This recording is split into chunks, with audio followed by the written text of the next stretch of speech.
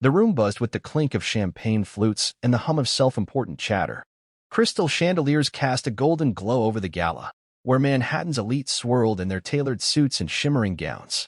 At the center of it all stood Evelyn Harper, her auburn hair swept into an elegant updo, her emerald dress hugging her frame like it was made for her, because it was. She was no stranger to these events, but tonight, every eye in the room seemed to linger on her. Not because of her beauty, though she had that in spades. No, they stared because of the man on her arm. He wasn't Daniel Warrington, the billionaire CEO whose name was synonymous with power and whose ring had sat on Evelyn's finger for 7 years. This man was different, tall, with kind eyes and a quiet confidence that didn't demand attention but earned it. His name was Lucas Bennett, and the whispers spreading through the crowd like wildfire couldn't make sense of him. Who was he? Where had he come from? And how had Evelyn, the poor girl who'd clawed her way into high society only to be shackled by a loveless marriage, dared to show up here with someone new? Evelyn felt the weight of their stares but kept her chin high. She'd spent years perfecting the art of looking unshaken, even when her heart was a storm. Lucas's hand rested lightly on her elbow, a steady anchor in the sea of judgment. "You okay?" he murmured, his voice low enough for only her to hear. She gave him a small, genuine smile, one she hadn't used in years. "Better than I've been in a long time."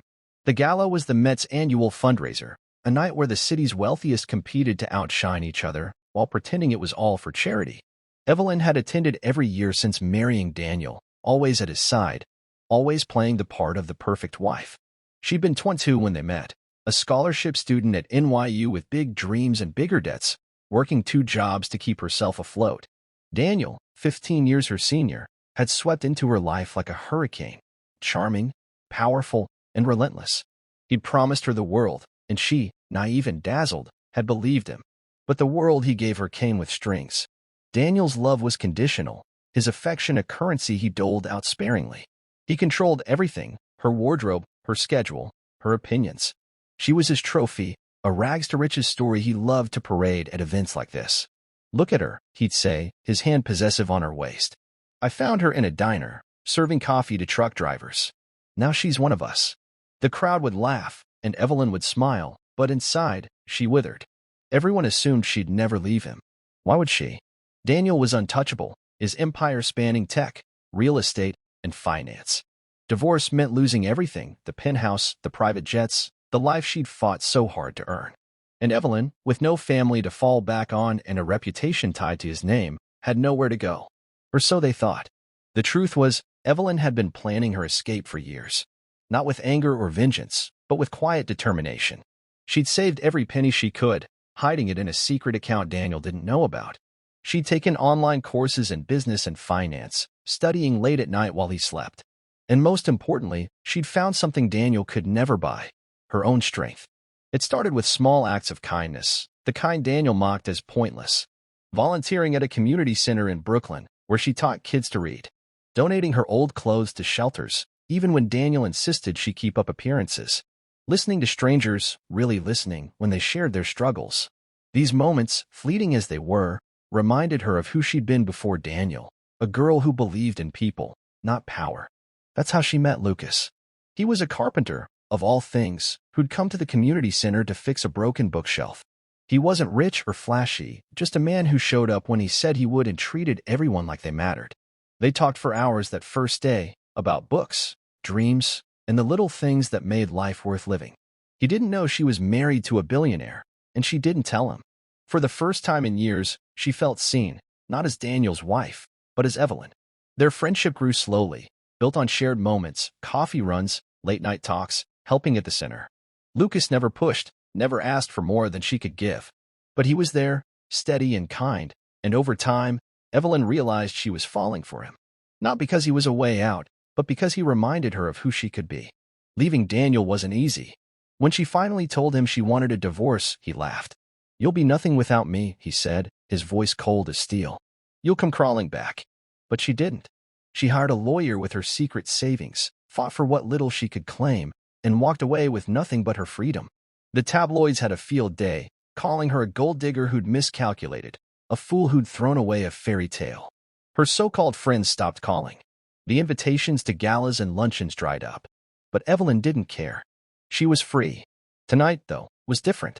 The Met Gala was her first public appearance since the divorce, and she hadn't planned to come. Lucas had convinced her, not with grand gestures, but with his quiet belief in her. "You don't have to hide," he'd said. "You're stronger than they know." So here she was, facing the world that had bet against her, with a man who saw her for who she was. Across the room, Daniel stood with his new fiancée, a model half his age who clung to his arm like a prize. He hadn't noticed Evelyn yet, but she knew he would. She braced herself, expecting the familiar pang of fear. Instead, she felt something else, peace. The night wore on, and the whispers grew louder. People approached her, some with fake smiles, others with barely concealed curiosity. "Evelyn, darling, you look radiant," said a socialite whose name she couldn't recall. "And who's this?" The woman's eyes flicked to Lucas, appraising him like a piece of art she didn't understand. "This is Lucas Bennett," Evelyn said, her voice steady. "He's a carpenter and a damn good one."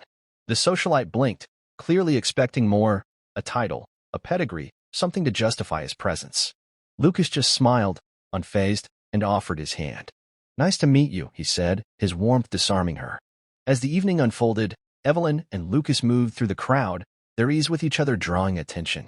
They laughed at private jokes, shared knowing glances, and danced to a slow song with a grace that silenced the room. For the first time, Evelyn didn't feel like she was performing. She was just herself. Then came the moment she dreaded. Daniel approached, his fiancée trailing behind. His smile was all teeth, the kind he used when he wanted to intimidate. "Evelyn," he said, his voice dripping with condescension, "I didn't expect to see you here." He glanced at Lucas, his lip curling. "A handyman?" The crowd around them stilled, sensing drama. Evelyn's heart raced, but she didn't flinch. "His name is Lucas," she said, her tone calm but firm. "And he's more of a man than you'll ever be." A gasp rippled through the onlookers. Daniel's face darkened, but before he could respond, Lucas spoke, his voice quiet but steady. "You had a good woman, Mr. Warrington. You didn't deserve her." The words hung in the air, simple and true. Daniel opened his mouth, then closed it, his usual arrogance faltering. For once, he had no comeback. He turned on his heel and walked away, his fiancée scurrying after him. The crowd erupted in murmurs, but Evelyn didn't care. She looked at Lucas, her eyes shining with gratitude. "You didn't have to do that," she said. "I wanted to," he replied, his hand finding hers. "You're worth it." The rest of the night passed in a blur. People approached Evelyn, not with pity or judgment, but with something new, respect. They asked about her work at the community center, her plans for the future.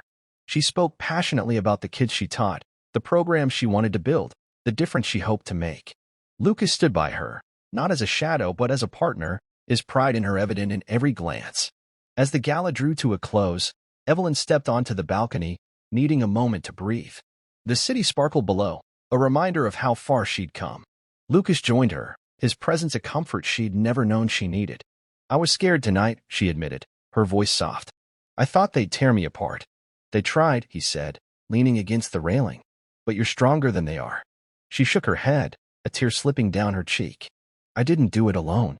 You believed in me when I didn't believe in myself." Lucas turned to her, his eyes searching hers. "Evelyn, I've seen you light up a room full of kids who've got nothing. I've seen you give everything you have to people who can't pay you back. You're the strongest person I know, and I'm just lucky to be here." The words broke something open in her, a dam she'd built to hold back years of pain. She stepped into his arms, and he held her, not as a savior, but as an equal. The city hummed around them, but in that moment, it was just the two of them, two people who'd found each other in a world that tried to keep them apart. The gala marked a turning point, not just for Evelyn, but for those who'd watched her rise. The tabloids, expecting a scandal, instead wrote about her grace, her courage, her heart. The community center flourished, funded by donations from people inspired by her story. Evelyn and Lucas built a life together, not one of wealth or status, but of love and purpose. They married in a small ceremony, surrounded by the kids from the center, their laughter louder than any champagne toast. Years later, when Evelyn looked back, she didn't think of the gala as the night she proved them wrong. She thought of it as the night she proved herself right, the night she chose kindness over bitterness, love over fear, and humanity over everything else. And in a world that often felt cold and divided, that was the TR ascendant shot up like a rocket, defying everyone who'd bid against her.